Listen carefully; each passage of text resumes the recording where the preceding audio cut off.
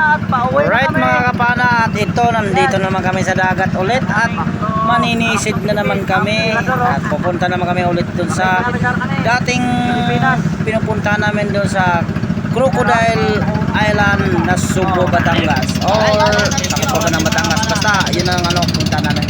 Ito inaayos yung bangka, sumayad dahil kati na yan at kami, nagtulong-tulong, sobrang bigat, grabe kabigat talaga, hindi namin kinaya, kaya gawin ito, yung bangka nandun sa malayo-layo, yun yung gagamitin, yung maliit, kaya kami nan, palit ng bangka dahil sobrang bigat, hindi namin kayang galawin yung bangka na malaki, itong sasakyan sana namin, ay naabot ng kati, kasi hapon na pupunta.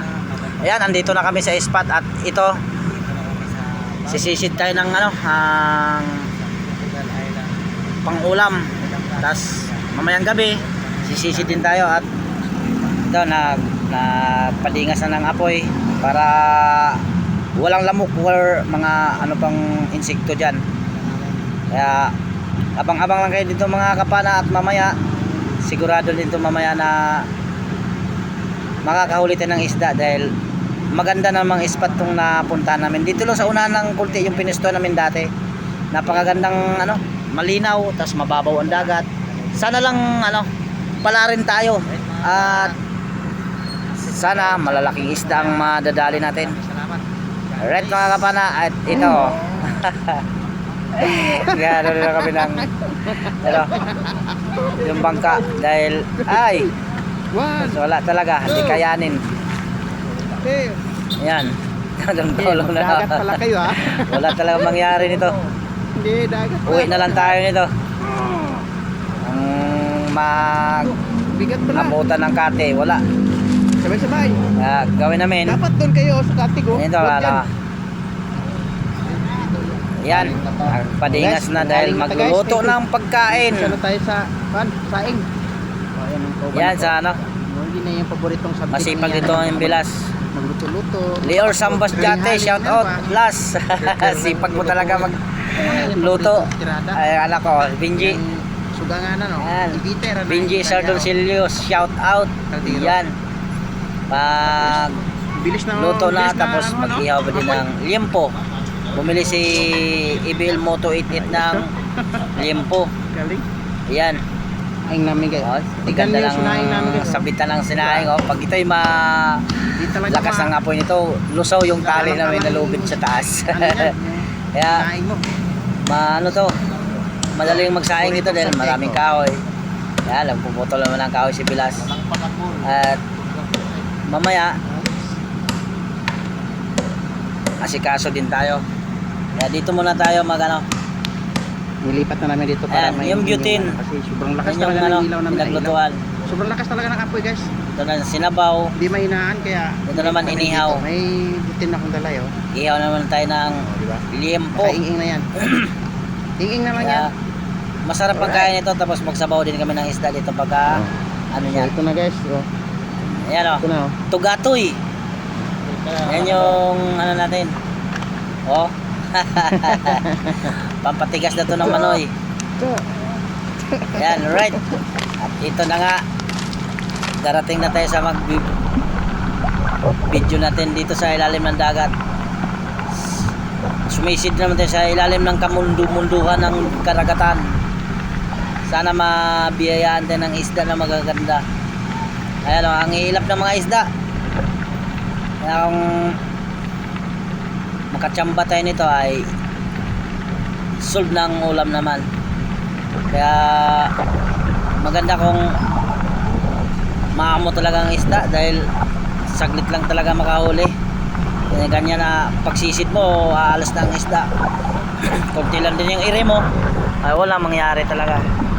Ayan, ito yung kasama ko na pilit niyang lumubog pero ayaw niya lumubog dahil aabot sa bato, hindi makaabot, lulutang-lutang lang. Ito awak sa bato, hindi makahawak. Lutang.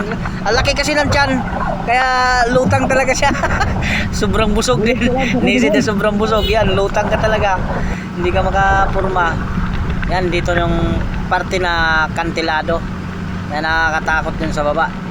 Baka may biglang umaatake na malalaking isda or pating, ano ba.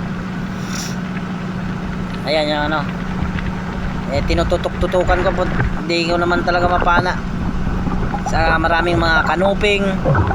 Yun, hindi rin malapitan. Ang ganda nito pag ano, matsambahan talaga pag sa gabi. Madadali yan pag sa gabi, matsatsambahan mo. Solve talaga ang pangulam nito. Yan o, sinisilip ko yung mga kantil. Yan sa baba. Yan o, isda. Oo. Ha? Hindi nga nahuli. Sayang. Bato ang tinamaan.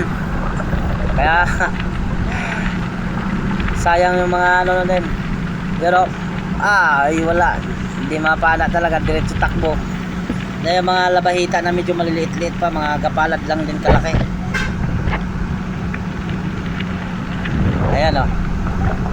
Hindi tinamaan. Tsaka ito yung sinisisid ko na sobrang laki ng lifty dyan sa ilalim. Ang luwag kasi ng butas sa ilalim, kaya silip ko pupunta din naman sa dulo. Yan, binaba ko, nakailang attempt talaga ako nan, di talaga malapit-lapitan yung isda na yan. Yan, pakaluwag doon sa ilalim. Yan o, nandun siya sa kabilang dulo. Kaya sayang lang din yung ano. Yan, napakalalim pa naman. Kaya hirap na hirap. Ito yung nahuli ng bayaw ko na ano, kabibi. 3 piraso nahuli niya. Yan. Oh, sarap nito. Yan yung kabibing nahuli ng bayaw ko. Mga mabibigat din. Sarap na ito. Sarap nito. Pakuluan tapos gagataan mo ng maanghang. Aba, solve na solve ka talaga nito. Gataan. Ayan. Ayun o. Ayan o, ayan si bayan nila. Ayan o. Ayan yung pataka-taka raglakaw doon. Pang! Japlak talaga siya. Pero hawak-hawak pa rin niya yung pana na, ayun, pinagmalaki niya yung napana na isda. Pero gapiranggot lang naman yung isda. O, diba? O, ayan o. Pinagmalaki talaga niya. Nakakatama doon siya ng pana. Ayan o. Okay na, na-headshot doon eh. O, di, ayos. Nainggan nyo, masunod, babalik na naman daw siya. Ayan o. Ayan mo dyan, nalaglag pa. Tingnan niya. Ayun, kinuha talaga niya kaysa sabaw, ihalo doon sa sabaw. Ayan, mga pala, ito, kakain na naman Okay, kami. guys. Ayan, dahil Time check, alas. gutom na. Ano oras na? Alas 12 na kaya? Kakasisid. Ito. Ayan. Oh, alas 10. 10:42 Katapos ng kaya daw, umaga. sisid na naman ulit. Walang ginagawa Kain kundi na kami, puro sisid, kain na kami. kain. Yan lang ginagawa namin. Nilagay namin sa plastic. Yan ang mga adventure catch and shell. Right mga kapana. Ayan, kain po tayo, kain. Kapagluto kami ng Sarap na to, sinabaw namin oh. Yung huli namin na right, kain. lapu-lapu. Yan. Anak ni Pipano. Tawag nito yung danggit. Saka iba pang mga ano, isda. Kain na tayo guys. Kain na Isda sa bato. May nahuli siyang isa dito. Sarap talaga ng kainan namin. Ano yung Ayo. mga tinik-tinik. Anong tawag? May inihaw pa. Tagutungan. Ayan oh. Tagutungan daw tawag niyan. Inihaw na tagutungan. Sarap nito mataba din yung isda na tong tagutungan na to. Diretso baga. Ayo. Fresco talaga yan. Sarap ng sabaw nito malinamnam. Pagka tapos to kain talaga, sisid na naman. Pagka tapos, pahinga, sisid ulit. Yan lang gawain talaga sa mga adventure yan. Ito na naman, binalikan ko na naman yung isda na lifty dyan, napakalaki. Hindi talaga magpapalapit yung ano, isda na yun. Sayang lang. Matsitsimpuhan ko rin dito pag balikan ko to. Balikan ko talaga tong ano na to. Ayan, lagi ang sinisilip ko nandun sa dulo. Sayang, laki pa naman ng isda na to. Nasa 3 kilo na to. Medyo mailap lang kasi. Noong una kasi pinana ko, hindi pa umabot yung pana ko. Kaya ginawa ko, umikot ako, yun, pumasok din sa may butas na yan. Yan, ito na sa gabi na naman tayo at pasensya na at medyo madilim ang ating ano, isang flashlight lang gamit natin. Yan. Unang isda sa gabi. Yan. Huli na agad. Magandang ano to, pamahiin. Kaso napakadilim ng ano ko. Isang ilaw lang kasi. Dapat dalawang ilaw, isang kalat tapos isang ano mahabang marating na ilaw. Yan. Pero kahit pa paano nakakahuli din tayo. Ayan, nahuli ko na ano, ayan o, labahita. Dali rin. Magaganda pa naman isda nito sa spot na to. Kaso yung ilaw nga lang daw, ang ganda sana kung may ilaw ako na kalat. Ayan, suga. Yan yung makulit sa gabi na isda na yan, bala langoy na lang langoy. Saan napunta lang yung isda na, kabangga-bangga sa bato eh. Pinana ko na rin, malalaki-laki na eh. Yan, marami nang nahuli ko rin dito. Ayan o, suga na naman ulit. Pakatigas pala ng kaliskis dito. Sarap to sa paksiw. Ito, ayan na naman o. Yan yung malaki-laking isda na ano, nagkubling lang doon sa may damo sa dagat. Akala ko patay, pala buhay. Malaki na rin, kapalad na rin kalaki siya. Ito ba, nayangat ko yan. Tingnan nyo mga kapanat, maganda rin. Ayan o. Oh, diba? Ang laki oh. Alright mga kapana, thank you for watching. God bless mga kapana.